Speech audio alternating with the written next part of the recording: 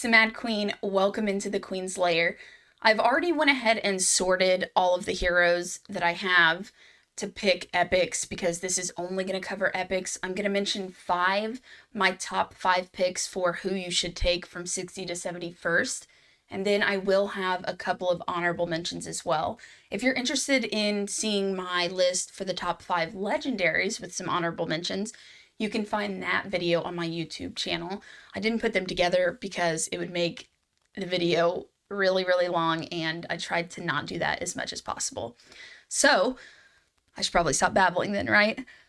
This is really important and imperative whenever you're making choices as far as who to take from 60 to 70, and not even that, who you should take from 50 to 60. There are so many times when I do account takeovers, because I do quite a few of those where I will log in and either do coaching sessions with people, or they'll tell me exactly what they need done on their account and I will just do that.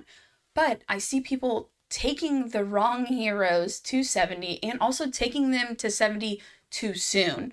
I have a video covering that on when you should be taking heroes from 60 to 70. That's a really good watch. You should check that out. I'm not going to go into detail about it in this video.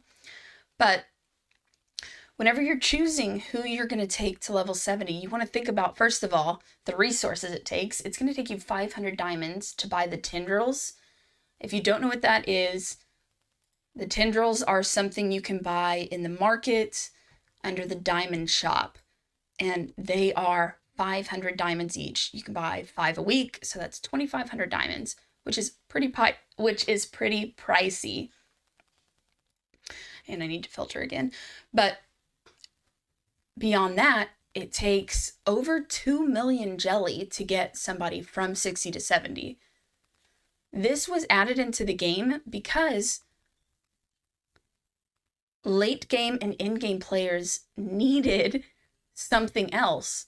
A lot of people were at the point where we had almost every hero in our inventory, or every hero that we owned, level 60. So it was actually getting to the point, and at least for me personally, where I wasn't leveling any heroes for a while, and that became difficult because they were having events where you would, of course, get points for upgrading and leveling heroes. And at that point, I just had to start doing everybody. I started leveling literally every single hero I could, and it was getting very, very close.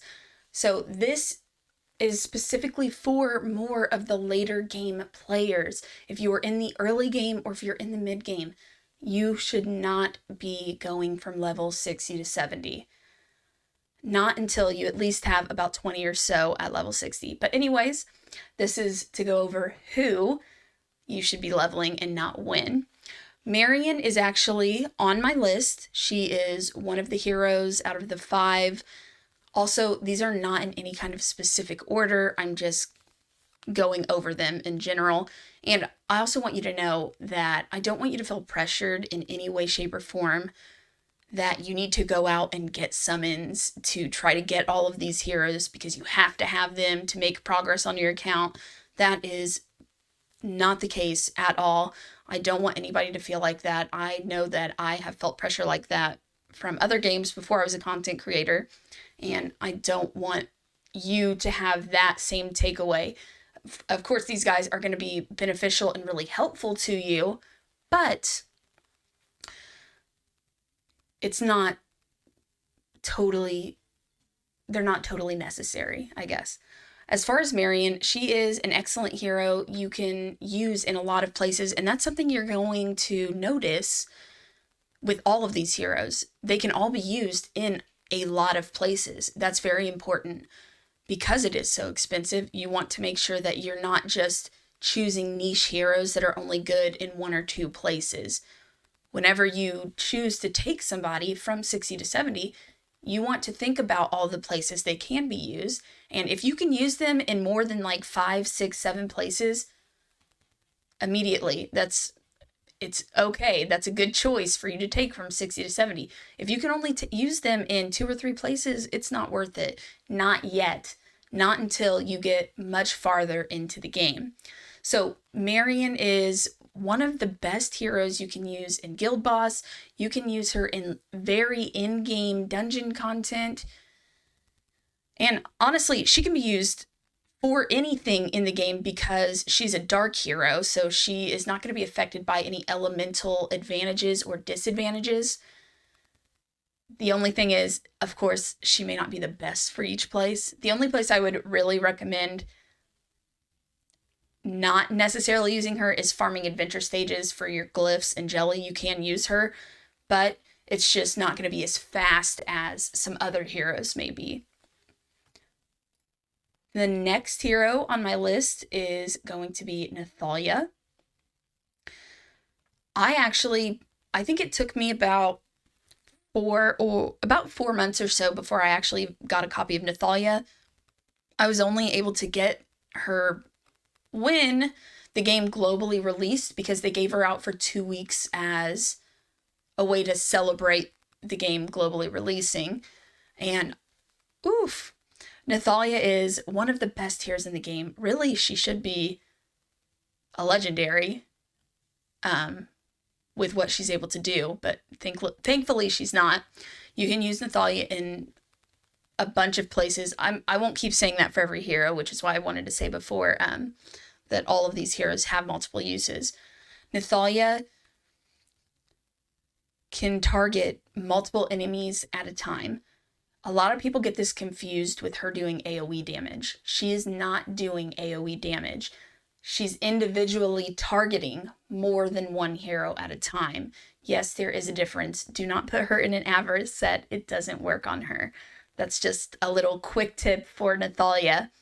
But how she works basically is she targets one hero, but with her trait, she's able to target extra heroes and do additional damage based on the amount of buffs that she has on her, which is why she's not actually doing AoE damage. Her trait just allows her to select more people. But the amount of damage she does overall is really, really, really insane. And if you have her, she is definitely, honestly, if I were going to put anybody at number 1 on this list, it would be Nathalya. Point blank, she should be the very first hero you make level 70 if you have her. That doesn't mean go out and summon for her, especially if you can't afford that. The next hero is going to be Hitoshi. Hitoshi is a newer hero that was released, and he's actually now given to newer players. I think after so many points, you earn so many points, you're able to unlock a copy of him. And I think it's within the first 7 days. If you don't get him within that amount of time, then you don't get him. He was not an option whenever I started playing the game.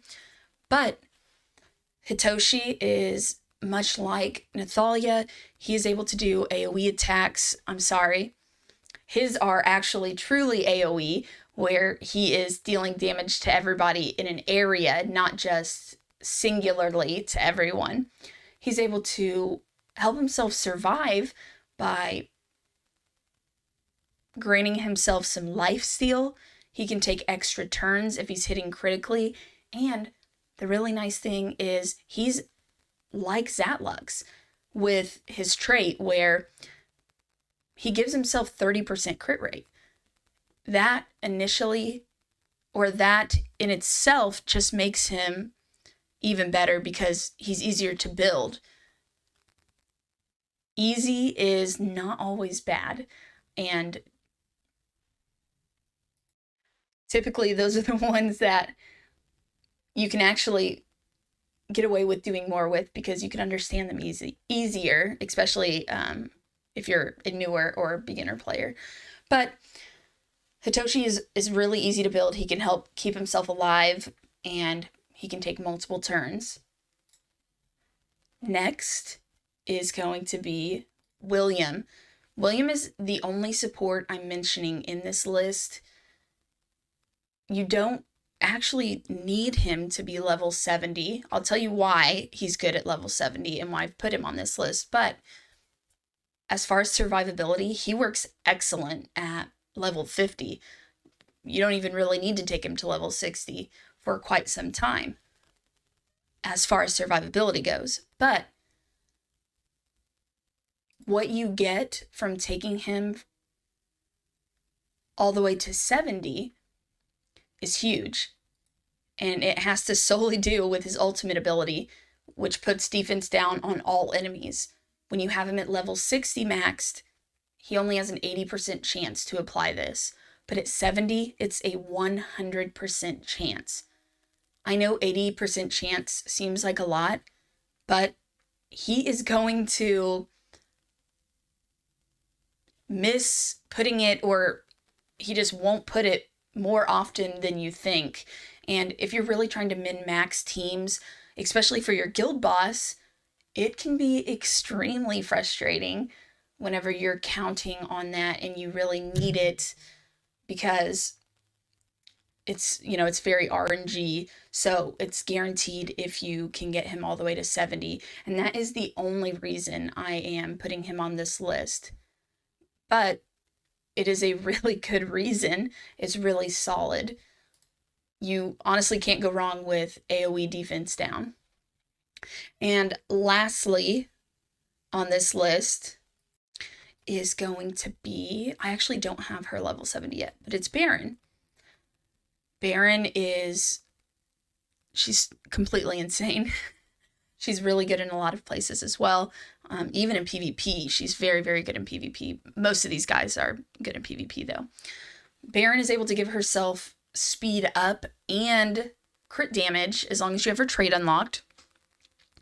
She attacks with AoE skills, so she's able to hit multiple enemies at once. That's something that's really big that you want to keep in mind. If, I'm not saying that single target hitters or damage dealers aren't good, but typically AoE is going to outdo in most places, not every place, than a single target damage dealing hero will. I will have her at level 70 after this event comes up in the next couple of days, but she's an excellent hero. And if you're wondering where Zatlux is, he is an excellent hero. The only reason I didn't put him on here is because I had 2 wood element heroes and I didn't want to have 3 on there,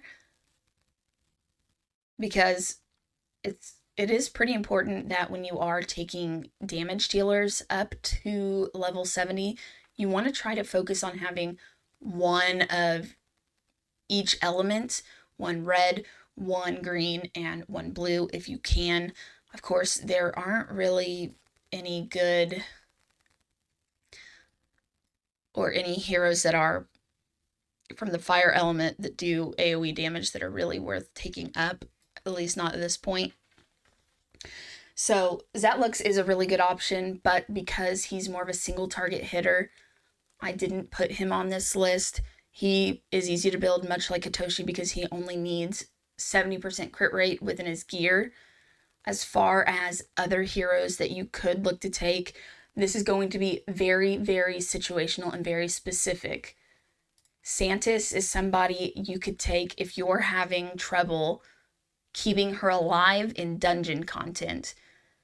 So if you can't quite get the gear you need to make her survive long enough, taking her to level 70 can be helpful at keeping her alive in general. But of course, this is very dependent, very situational, and I wouldn't, I'm trying to figure out how to put this. I wouldn't really recommend it unless you're really struggling, but it is an option and it can be helpful. Other honorable mentions I have are going to be Jonathan. Jonathan is a really good hero to have. He is able to, he has debuffs, he has buffs, he shields his whole team. Really, really nice. There's also Ricard. He's very tanky, but he can do a very decent amount of damage. We also have Antonua here, who is really, really good as well. And as far as fire element heroes, Auroch is really good if you are lacking on epics from the fire element. And you're also able to get him or get copies of him from the shop. I almost forgot. There's also Lunar Melisa. Lunar Melisa is not going to help you do damage, of course, but she is going to help you get control on your team. So if you're lacking damage and you can't kill everybody in one turn, then she's going to be really helpful to give you that extra turn that you may need before you can kill everybody. You're not going to use her in dungeon content, but you can use her everywhere else in the game. She may not be the fastest in some places, but she can be used everywhere. If you guys have anything additional you'd like to add, anything I missed, or your thoughts, feelings, opinions, somebody I should have put in that I didn't, let me know in the comments. I would love to know what you guys think.